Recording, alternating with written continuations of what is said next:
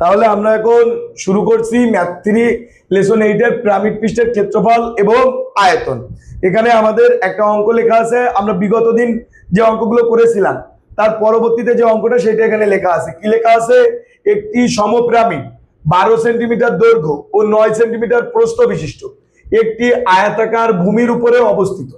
এর ক্ষুদ্রতম বাহুর পার্শ্বতল হতে হেলানো উচ্চতা 10 সেন্টিমিটার হলে পিরামিডের আয়তন কত? এখন যে কোনো একটা পিরামিডের আয়তন যদি নির্ণয় করতে হয় তার আগে আমাদের কি করতে হবে? ওই পিরামিডের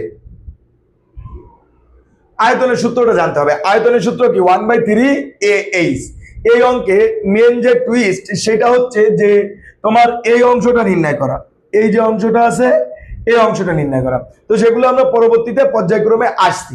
তো যেহেতু পিরামিডের দৈর্ঘ্য আছে 12 সেন্টিমিটার এবং প্রস্থ আছে 9 সেন্টিমিটার, তাইলে এটা একটা আয়তাকার আকৃতি পিরামিড। কারণ দৈর্ঘ্য প্রস্থ যেহেতু দেওয়াই আছে, এর ভূমিটা হবে আয়তাকার আকৃতি।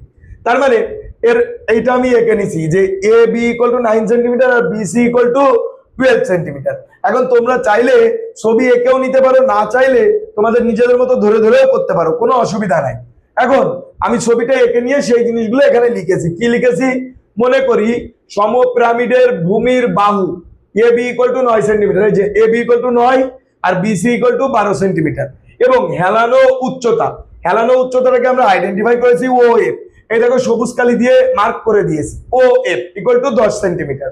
এখন আমরা তো উচ্চতা জানি না, উচ্চতাটা কি? আসলে পিরামিড পৃষ্ঠের তলা থেকে তার টপ পর্যন্ত, এটা যদি পিরামিড পৃষ্ঠের তলা হয়, এই তলা থেকে টপ পর্যন্ত যে হাইট, নট এরকম হেলানো হাইট এরকম সোজা যে হাইট, সেটাই হচ্ছে কি তোমার উচ্চতা। তো সেই উচ্চতাটাকে আমরা ও ই ধরে নিয়েছি।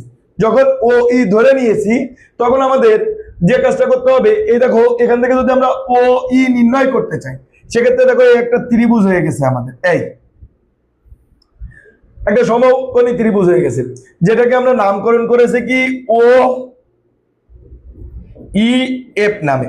এখন এই বাহুগুলোকে আমরা তিনটা নামে এখানে ধরেছি। আমরা এখন যেহেতু নাম দিয়ে দিয়েছি ত্রিভুজের, তাই আমরা আর ওই যে এল এইচ আর এই জিনিসগুলো দিয়ে ধরবো না। আমরা বিগত ক্লাসে যে ম্যাথটা করিয়েছিলাম সেই ম্যাথে কিন্তু এইভাবে ধরে করিয়েছিলাম, তাই তো? এখন আসো, যদি আমরা বিসি বাহুর এইখান থেকে দূরত্ব নির্ণয় করতে চাইলে আমাদের যে কাজটা করতে হবে, যেহেতু আয়তক্ষেত্রের মনে করো একটা আয়তক্ষেত্র, তাইলে এই বাহুকে যদি আমি সমান 2 ভাগে ভাগ করতে চাই, কি করতে হবে? মনে করো এখান থেকে এই পর্যন্ত আছে 12 সেন্টিমিটার, আমি এটাকে 2 ভাগে ভাগ করতে চাই। এখান থেকে এটুকু কিভাবে? যদি মধ্যবিন্দু হয় তাহলে 12/2 হবে না? তাই করেছি। বিসি বাহুর মধ্যবিন্দু পর্যন্ত দূরত্ব ইএফ ইকুয়াল টু 12/2। এখন আসো, আমরা বাহুর মধ্যবিন্দু পর্যন্ত দূরত্ব পেয়ে গেছি অলরেডি। কি পেয়েছি? কোন একটা বাহুর মধ্যবিন্দু পর্যন্ত দূরত্ব পেয়ে গেছি। এখন এই মধ্যবিন্দু পর্যন্ত দূরত্ব আমরা এইটার জন্য এইটা বের করলাম। এইটা ডিপেন্ড করবে আসলে আমার প্রশ্নে কি দেওয়া আছে তার উপরে। দেখো প্রশ্নে বলেছে যে ক্ষুদ্রতম বাহুর পার্শ্বতল হতে হেলানো উচ্চতা।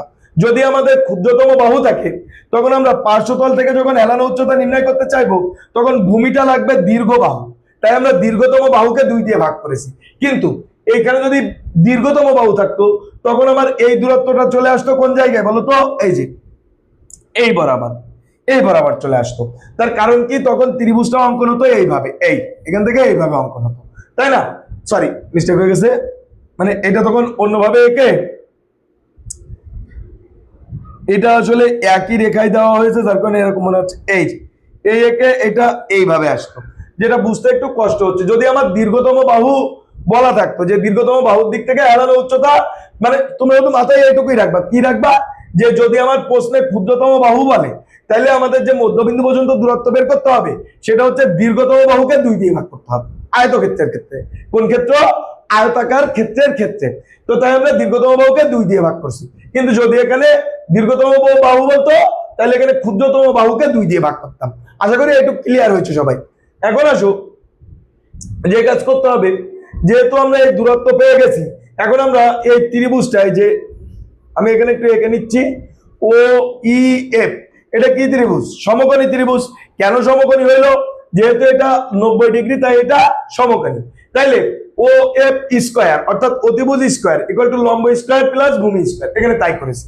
এখন তাহলে ও এ সমান সমান কি রুট ওভার এই যে রুট ওভার ই এফ টাকে এই পাশে নিয়ে আসবো, O F square minus E F square করার পরে আমরা কি করব রুট ওভার দেখো ও এফ এর ভ্যালু কি এই যে 10 তাই 10 square minus E F value কি 6 এই যে 6 তার স্কয়ার ক্যালকুলেশন করি 100 থেকে 36 বাদ গেলে 64 তার রুট করলে 8 হয়, তাই আমরা 8 বসিয়ে দিয়েছি। ওকে, এখন আসো ক্ষেত্রফল এ ইকুয়াল টু তাহলে কি হবে আমাদের, কারণ কি আমরা কোন ক্ষেত্রফলে কেন যাব, কারণ কি আমার টার্গেট ছিল উচ্চতা বের করা, সেই উচ্চতা কিন্তু অলরেডি আমার বের করা হয়ে গেছে।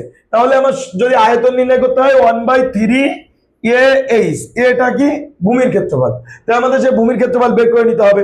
যেহেতু আয়তকার ক্ষেত্র তাহলে ক্ষেত্রফলের সূত্র কি হবে দৈর্ঘ্য গুণন প্রস্থ, তাই না, তাই আমরা দৈর্ঘ্য গুণন প্রস্থ করেছি।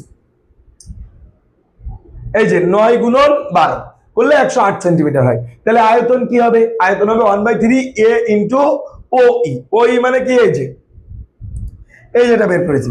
আমি যদি এখানে ও এর পরিবর্তে এইচ লিখতাম তাহলে আমি ওখানে এইচ ধরতাম, সোজা সাপটা হিসাব।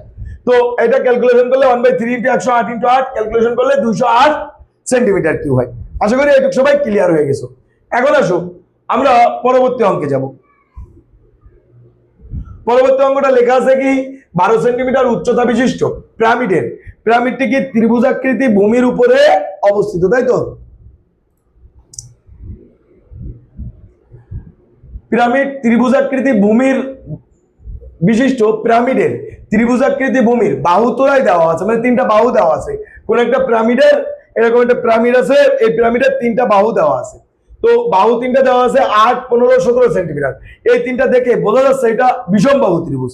কেন বিষম বাহু ত্রিভুজ হলো, তার কারণে 3টা বাহুর পরিমাপ 3 রকম। আমরা জানি যদি কোনো ত্রিভুজের 3 বাহুর পরিমাপ 3 রকম হয় সেটাকে বিষম বাহু ত্রিভুজ বলে। তো এখন দেখো পিরামিডের ত্রিভুজাকৃতির ভূমির বাহু 3টে দেওয়া আছে, আয়তন নির্ণয় করো। আয়তন নির্ণয় সূত্র কি, কত অঙ্কেও করলাম আমরা 1/3 এ এইচ, এ মানে কি ভূমির ক্ষেত্রফল, তাই তো, এ মানে কি ভূমির ক্ষেত্রফল।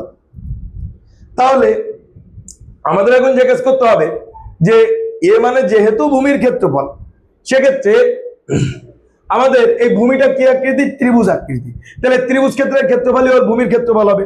এখন যেহেতু 3টা বাহু 3 রকম আছে তাহলে বিষম বাহু ত্রিভুজ, তাহলে বিষম বাহু ত্রিভুজের ক্ষেত্রফল নির্ণয়ের সূত্র কি root over S into S minus A into S minus B into S minus C.